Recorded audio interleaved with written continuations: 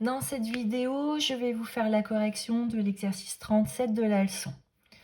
Dans cet exercice, on a une fonction f qui est définie par f de x égale 20 exponentielle de moins 0,125x avec x qui est un nombre d'années et qui varie entre 0 et 10 et le prix, donc f de x, qui est exprimé en milliers d'euros. On cherche à connaître le prix moyen, donc mu, sur les 7 premières années, donc c'est pour ça qu'on va faire 1 sur 7 moins 0, intégrale entre 0 et 7 de f de x dx. Je vais commencer par vouloir calculer cette intégrale. Pour calculer cette intégrale, j'ai besoin de connaître une primitive, grand F, de petit f. Donc je cherche une fonction grand F qui, lorsque je la dérive, me donnera 20 exponentielle de moins 0,125x. À cause de l'exponentielle de moins 0,125x, je réalise que je vais m'appuyer sur la quatrième formule de la dérivation qui est la suivante.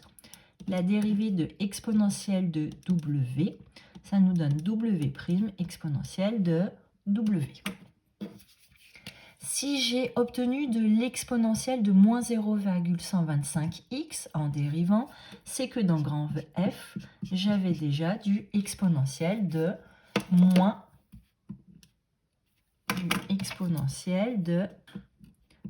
0,125x. Après la formule, là si j'ai dérive du exponentiel de w, je fais apparaître du exponentiel de w dans ma dérivation, dans ma dérivée.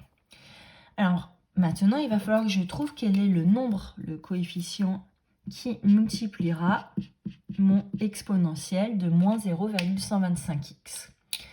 Je veux qu'à la fin, après avoir dérivé grand F, je veux obtenir f. Donc je vais d'abord m'intéresser à ce que me donne la dérivée de la partie orange. Je pose w de x égale moins 0,125x. Donc w' de x, ça va me donner moins 0,125. Donc quand on dérive la partie orange, on a le nombre vert. Donc dans f', grand F', on va avoir le nombre vert qui va multiplier la partie orange, à savoir moins 0,125 fois exponentielle de moins 0,125. Je suis satisfaite, j'ai bien mon exponentielle de moins 0,125x, excusez-moi, j'ai oublié d'écrire le x, qui apparaît. En revanche, il va falloir que je travaille sur la partie verte pour qu'à la fin, je n'ai plus que du 20 comme coefficient. Alors, ce moins 0,125 me déplaît, je vais le faire disparaître. Comme il est au numérateur, je vais multiplier par moins 0,125 au dénominateur. Ainsi, donc si on détaille ici la partie verte, dans la partie verte, au dénominateur, j'ai moins 0,125. J'aurai ainsi au dénominateur moins 0,125, au numérateur moins 0,125, ils vont simplifier. Et puis je vous rappelle que je vais avoir 20 au résultat final, donc je vais être obligée de mettre 20 au numérateur. Je vais donc avoir 20 ici au numérateur. Le nombre vert qu'il faut donc que je positionne dans grand F, ça va être le nombre 20 divisé par moins 0,125. Quand on tape ça sur notre calculatrice, ça nous donne le nombre moins 160. Quand vous avez un doute, vous redérivez. Donc, vous avez dit que c'était moins 160 fois, entre parenthèses, moins 0,125 fois exponentielle de moins 0,125x. Je tape sur ma calculatrice moins 160 fois moins 0,125. Ça me donne bien un résultat qui est positif et qui est égal à 20. Et ça me donne donc 20 exponentielle de moins 0,125x, autrement dit petit f. Grand F est bien une primitive de petit f. Maintenant que j'ai une primitive de petit f, je vais pouvoir calculer l'intégrale.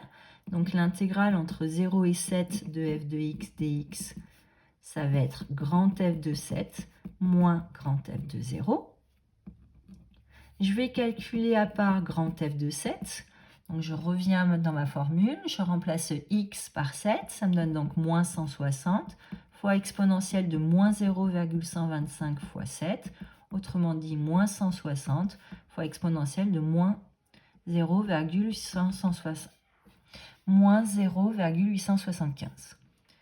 Je calcule f de 0 de la même façon, et après calcul, ça va me donner moins 160 fois exponentielle de 0, autrement dit moins 160. Pour déterminer le mu, ça va donc me donner 1/7 fois, attention, le 1/7 calcule toute ma primitive, donc je suis obligée d'ouvrir une parenthèse.